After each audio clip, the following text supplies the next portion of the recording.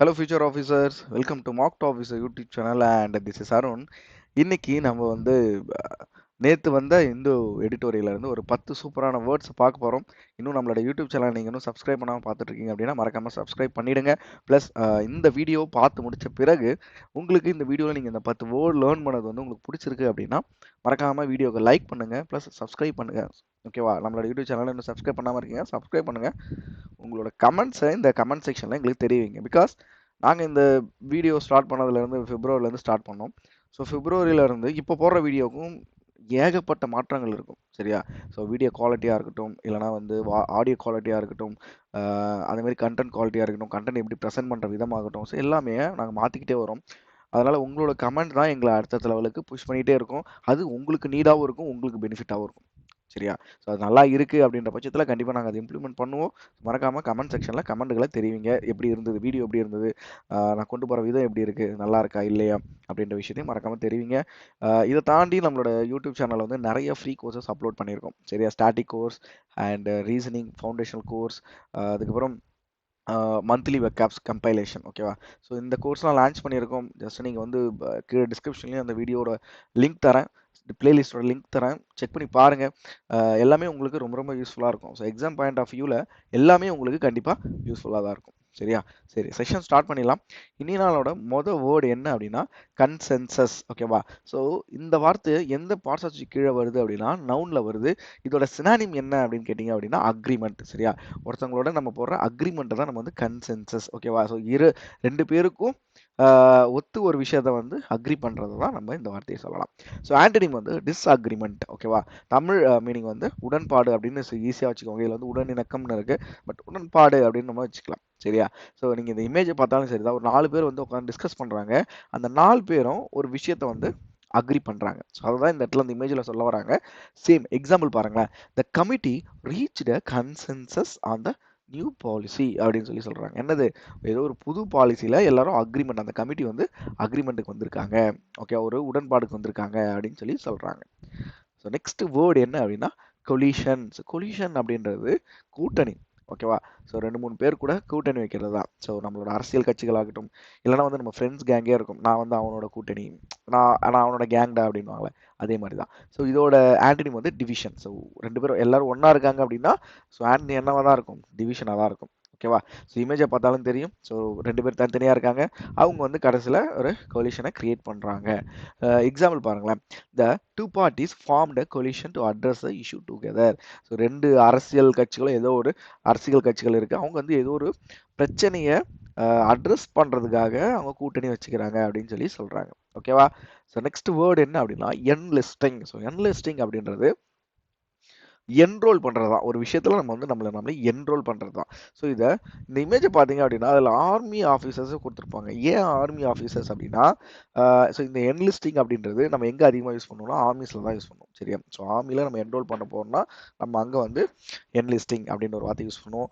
இதோட பார்ட்ஸ் வந்து வேர்பில் வரும். அண்ட் வந்து லீவ், தமிழ் மீனிங் வந்து பட்டியலிடுதல். எக்ஸாம்பிள் பாருங்களா.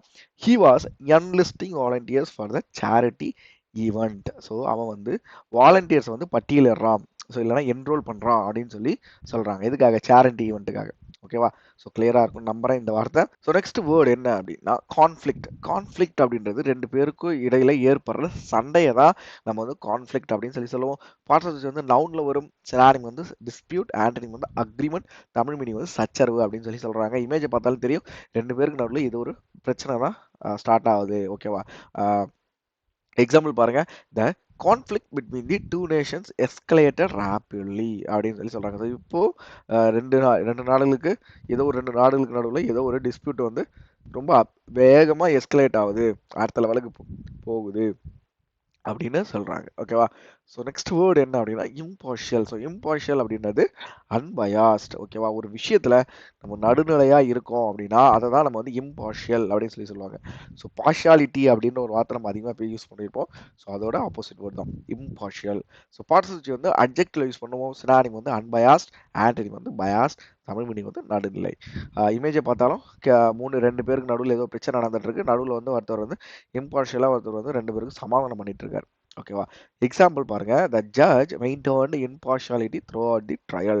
ஸோ ஏதோ ஒரு கோர்ட்டோட ஜட்ஜி வந்து அன்பயாஸ்டாக இருக்காரு, அந்த ட்ரையல் முடிகிற வரைக்குமே அன்பயாஸ்டாக இருக்காரு அப்படின்னு சொல்லி சொல்கிறாங்க. நெக்ஸ்ட் வேர்டு என்ன அப்படின்னா எய்டு. ஸோ எய்டு அப்படின்றது ஒருத்தவங்களுக்கு நம்ம பண்ணுற உதவியை தான் நம்ம வந்து எய்டு அப்படின்னு சொல்லலாம். பாசஸ் வந்து நவுனில் வரும், சினானிம் வந்து அசிஸ்டன்ட், ஆண்டனிம் வந்து லீடர். ஓகேவா? தமிழ் மீனிங் உதவியாளர் அப்படின்னு சொல்லி வருது, பட் எய்டு அப்படின்றது நம்ம வந்து ஒருத்தவங்களுக்கு பண்ணுற உதவின்னு கூட வச்சுக்கலாம். சரியா? இமேஜை பார்த்தாலும் அதுதான். ஸோ வயசானவங்களுக்கு நம்ம வந்து ஒரு எய்டு, ஒரு உதவியாக இருக்கும் உங்களுக்கு. ஸோ அதை தான் இந்த இடத்துல சொல்ல வராங்க. ஓகேவா? ஸோ நெக்ஸ்ட் வேர்டு என்ன அப்படின்னா அசால்ட்டிங். ஸோ அசால்ட்டிங் அப்படின்றது ஸ்ட்ரைக். ஒரு இடத்த நம்ம வந்து அட்டாக் பண்ணுறது தான் நம்ம வந்து அசால்ட்டிங் அப்படின்னு சொல்லலாம். பார்ட்ஸ் ஆஃப் ஸ்பீச் வந்து நவுனில் வரும், சினானிம் வந்து ஸ்ட்ரைக், ஆண்டனிம் வந்து ஒரு ரீட்ரீட். ஓகேவா? ஸோ தமிழ் மீனிங் வந்து தாக்குதல். இமேஜை பாருங்க, இமேஜை பார்த்தாலும் உங்களுக்கு என்ன தெரியுது? ஸோ ஒருத்தர் வந்து ஏதோ ஒரு மாணவனை மற்ற மாணவர்கள் சேர்ந்து அசால்ட் பண்ணுறாங்க, அடிக்கிறாங்க அவனை. ஓகேவா? எக்ஸாம்பிள் பாருங்க, த அசால்ட் அந்த victim lift lasting impact on the community அப்படின்னு சொல்லி சொல்றாங்க. என்னது? த அசால்ட் ஆன் த விக்டம். ஏதோ யாரோ ஒருத்தவங்க விக்டம் ஆயிருக்காங்க. ஓகே, ஏதோ ஒரு விஷயத்தால பாதிக்கப்பட்டவங்க இருக்காங்க. அவங்க அவங்க மேல நடைபெற்ற தாக்குதல் வந்து அந்த கம்யூனிட்டிக்கே இம்பேக்ட் ஆகுது அப்படின்னு சொல்லி சொல்றாங்க. சரியா? சரி. நெக்ஸ்ட் வேர்டு என்ன அப்படின்னா அப்ரப்ட். ஸோ அப்ரப்ட் அப்படின்றது சடன். ஒரு விஷயம் திடீர்னு ஏற்படுது அப்படின்னா அதை வந்து நம்ம வந்து அப்ரப்ட் அப்படின்னு சொல்லலாம். பார்ட்ஸ் வந்து அப்ஜெக்டிவ், ஆன்டனிம் வந்து கிராஜுவல். ஸோ சடன், கிராஜுவலாக இன்க்ரீஸ் ஆகுது அப்படின்னு சொல்லுவாங்களா, அதுதான். இந்த இமேஜ் பார்த்தீங்க அப்படின்னா அலாரம் வந்து அப்ரப்டாக அடிக்குது. சடனாக தான் நம்மளுக்கு 7 மணியோ 6 மணிக்கோ ஒர்க் போகணும், இல்லைனா வந்து படிக்க ஸ்டார்ட் பண்ணணும் அப்படின்னா அலாரம் சடனாக தான் அடிக்கும். ஸோ அதை தான் இந்த இமேஜில் சொல்ல வராங்க. எக்ஸாம்பிள் பாருங்கள், the meeting ended abruptly when the power went out. Current போனோடனே மீட்டிங்கை சடனாக கேன்சல் பண்ணிட்டாங்க. ஓகேவா? நெக்ஸ்ட் வேர்டு என்ன அப்படின்னா அவுட்ரேஜ். அவுட்ரேஜ் அப்படின்றது கோபம். ஓகேவா? ஸோ கோபத்தை தான் நம்ம வந்து அவுட்ரேஜ் அப்படின்னு சொல்லலாம். பார்ட்ஸ் வந்து நவுன், சினானிம் வந்து ஆங்கர், ஆண்டனிம் வந்து எய்டு, தமிழ் மீனிங் வந்து சீற்றம் அப்படின்னு சொல்லி சொல்றாங்க. பட் சீற்றத்தை தாண்டி நம்மளுக்கு கோபம் அப்படின்னே வச்சுக்கலாம். சரியா? இமேஜை பார்த்தாலும் ஏதோ ஒரு வயசானவர் வந்து பயங்கர கோபத்தில் காதுல இருந்து புகையை விட்டுக்கிட்டு நிற்கிறாரு. ஸோ அதுதான் அவுட்ரேஜ் அப்படின்றது கோபம். எக்ஸாம்பிள் பாருங்களேன், the politician scandal caused public outrage அப்படின்றாங்க. அதில் ஏதோ ஒரு பொலிட்டீஷியனோட ஊழல் வந்து பப்ளிக்கை கோபம் அடைய வைத்தது அப்படின்னு சொல்லி எக்ஸாம்பிள் சொல்கிறாங்க. சூப்பரான ஒரு எக்ஸாம்பிள். நெக்ஸ்ட் வேர்டு என்ன அப்படின்னா மஸ்குலினிட்டி. சரியா? ஸோ இதோட பார்ட்ஸ் என்ன? நவுன், சினானிம் வந்து ஸ்ட்ரென்த். ஒருத்தர் வந்து இது வந்து மேக்ஸிமம் வந்து ஆண்கள், பெண்கள் 2 பேருக்குமே நம்ம யூஸ் பண்ணலாம். சரியா? ஸோ ஜிம்முக்கு போகிற பெண்களும் இருப்பாங்க, ஆண்கள் அதிகமான பேர் வந்து ஜிம்முக்கு போவாங்களே, ஸோ அவங்க அதிகமாக மசில்ஸ்லாம் கெயின் பண்ணவங்களாம் வந்து மஸ்குலினிட்டி அப்படின்ற ஒரு விஷயத்தை நம்ம வந்து யூஸ் பண்ணுவோம். ஸோ சினானிம் வந்து அதுக்கு ஸ்ட்ரென்த். தமிழ் மீனிங் வந்து ஆண்மைன்னு சொல்லியிருக்காங்க, பட் பெண்கள்லையுமே மஸ்குலினிட்டி இருக்கிறவங்களும் இருக்காங்க. சரியா? ஸோ எக்ஸாம்பிள் பாருங்க, இஸ் மஸ்குலினிட்டி இஸ் வெரி அட்ராக்டிவ் அப்படின்றாங்க. அவனோட ஆண்மை வந்து வெரி அட்ராக்டிவ். ஸோ இந்த இடத்துல மஸ்குலினிட்டின்றது அவனோட ஸ்ட்ரென்த், உடல் வலிமையை பற்றி பேசுகிறாங்க. ஓகேவா? ஸோ அவ்வளோதான் இன்னி நாளோட 10 வார்த்தை உங்களுக்கு கிளியராக புரிஞ்சிருக்கும் நம்புறேன். நான் சொன்ன எக்ஸாம்பிளில் இருந்து அந்த பிக்டோரியல் ரெப்ரசன்டேஷன் வரைக்கும் எல்லாம் கிளியராக புரிஞ்சிருக்கும் நம்புறேன். நம்மளோட வீடியோவை உங்களோட ஃப்ரெண்ட்ஸுக்கும் ஷேர் பண்ணுங்க. சரி, படிச்சுட்டு இருப்பாங்க, அவங்களுக்கு ஷேர் பண்ணுங்க.